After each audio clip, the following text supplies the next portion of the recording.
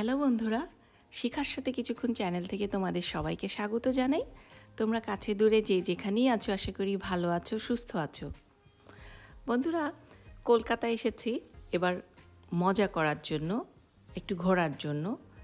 কলকাতায় আমি বহুবার এসেছি এই জীবনে, সেই ছোটোবেলা থেকে, কিন্তু ঠিক টুরিস্টের মতো করে আসলে কখনোই ঘোরা হয় না বা থাকা হয়নি এর আগে।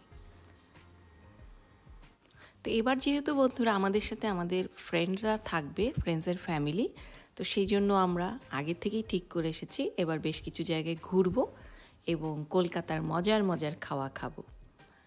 তো সেভাবেই আজকে এসেছি আমরা একটা খুব নাম করা রেস্টুরেন্ট, ভোজ রেস্টুরেন্টে। ভোজের অনেকগুলো শাখা আছে কলকাতায়। তো আজকে আমরা এসেছি ডালহৌসি, যেটা হচ্ছে তোমার কমার্শিয়াল এরিয়া, যেখানে ধর্মতলা, তারপরে চৌরঙ্গি এর কাছাকাছি এলাকা। আসলে এলাকাগুলো আমি অত ভালো বলতে পারবো না যেহেতু এখানে থাকি না। তো এটা আসলে অফিস পাড়া যেটাকে বলে। বন্ধুরা, এই জায়গাগুলোর নাম আমি বইতে এত পড়েছি যে আমার খুব পরিচিত। সেই চৌরঙ্গি বিখ্যাত শঙ্করের বইতে লেখা বা সিনেমা, ডালহৌসি, ধর্মতলা, এগুলো তো আসলে খুবই পরিচিত নাম। তো ভোজ রেস্টুরেন্ট, আমরা যে হোটেলে উঠেছি ক্যাম্পটন, তার পাশেই একটা আছে। আর আমরা এসেছি একটু দূরে, একটু সুন্দর একটা জায়গাতে।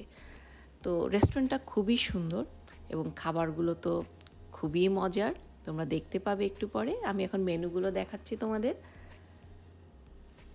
কস্তুরি এবং ভোজের খাওয়া অলমোস্ট একই ধরনের, এবং এখানকার খুব ফেমাস রান্নাগুলো হচ্ছে সেই চিংড়ি, কচু পাতার চিংড়ি, কচু পাতা বাটা অ্যাকচুয়ালি চিংড়ি মাছ দিয়ে, আর ঝিঙে পোস্ত, তারপরে তোমার ভেটকি মাছের পাতুরি।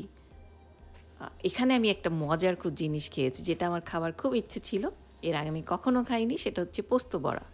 আমি অনেক শুনেছি কলকাতার মানুষের মুখে পোস্ত বড়া, কিন্তু আমি কখনো খাইনি। পোস্ত খাওয়া হয় নানানভাবে, বড়া হিসেবে খাইনি।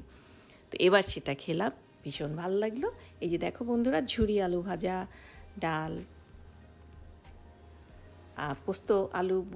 পোস্ত বড়া, তারপর এটা হচ্ছে ঝিঙে, কচু পাতার চিংড়ি, ঝিঙে পোস্ত, এটাও পোস্ত বড়া, আর এটা হচ্ছে পাবদার ঝাল। আমরা চিকেন নেইনি, কারণ এই খাওয়াগুলো আসলে মজা বেশি।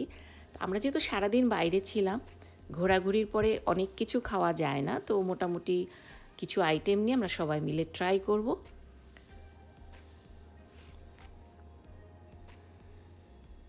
বন্ধুরা, আমরা আজকে সারাদিন ঘোরাঘুরি করেছি, তাই কম বেশি সবাই ক্লান্ত, কিন্তু তারপরও আমরা সবাই খুব অধীর আগ্রহে অপেক্ষা করে আছি খাওয়াগুলোর জন্য, কারণ নতুন পরিবেশে নতুন ধরনের রান্না, এবং এই রান্নাগুলোর নাম অনেক শুনেছি।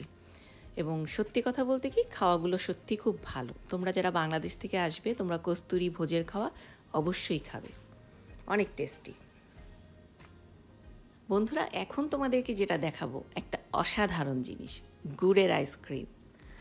আমি তো কোনোদিনও খাইনি, বাংলাদেশে পাওয়া যায় কিনা আমার ঠিক আইডিয়া নেই, আমাদের সময় তো ছিল না। কলকাতায় গিয়ে এবার আইসক্রিম, গুড়ের আইসক্রিম অসাধারণ লেগেছে আমার।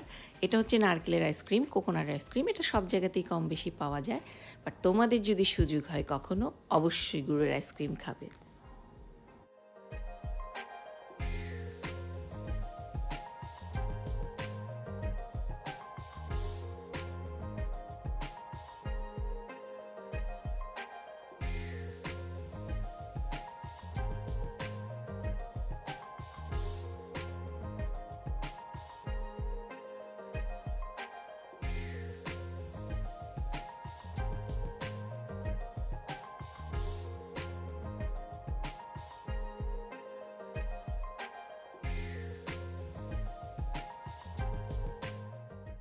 বন্ধুরা, এখন তোমাদেরকে যেটা দেখাচ্ছি সেটা পরের দিন দুপুরের খাওয়া।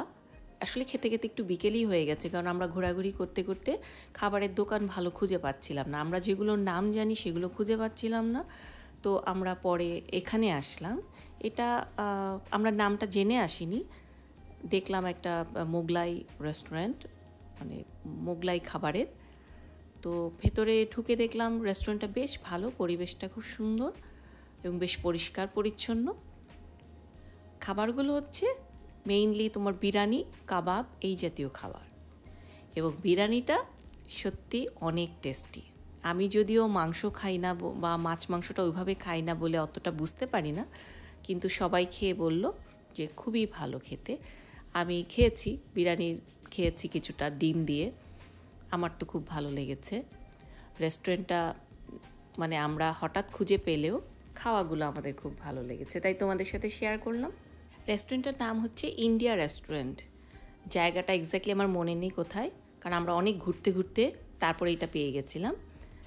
তো আসলে কলকাতার খাওয়া সত্যি খুব মজার, সব ধরনের খাওয়া মজার, সেই স্ট্রিট ফুড থেকে শুরু করে চাইনিজ বা পিওর বাংলা খাওয়া, কলকাতার খাওয়া সব কিছুই মজার।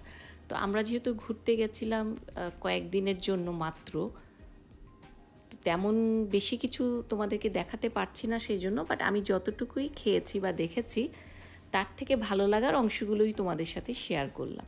তোমরা যারা যাবে কলকাতায় ঘুরতে, হয়তো বা তোমাদের এই ধরনের খাওয়া খেতে ভালো লাগতে পারে। তো বন্ধুরা, কলকাতার কিছু ভালো লাগার খাবার বা কলকাতার এবং বাংলাদেশের টেস্টের সাথে মেলে এমন কিছু খাবার আমি তোমাদেরকে দেখানোর চেষ্টা করেছি, যেগুলো আমার খুব ভালো লেগেছে। এই খাওয়াগুলো সত্যি অনেক মজার, যারা খেয়েছে তারাই বুঝতে পারবে। তোমরা যদি কলকাতায় যাও, তোমাদের যদি ইচ্ছে করে এই ধরনের দোকানগুলোতে তোমরা খেতে পারো, হয়তো বা তোমাদের ভালো লাগবে। তো বন্ধুরা, আজকে এই পর্যন্তই থাক। তোমাদের সাথে আবার খুব শীঘ্রই দেখা হবে নতুন কোনো ভিডিও নিয়ে। ততক্ষণ পর্যন্ত তোমরা ভালো থেকো, সবাই সুস্থ থেকো।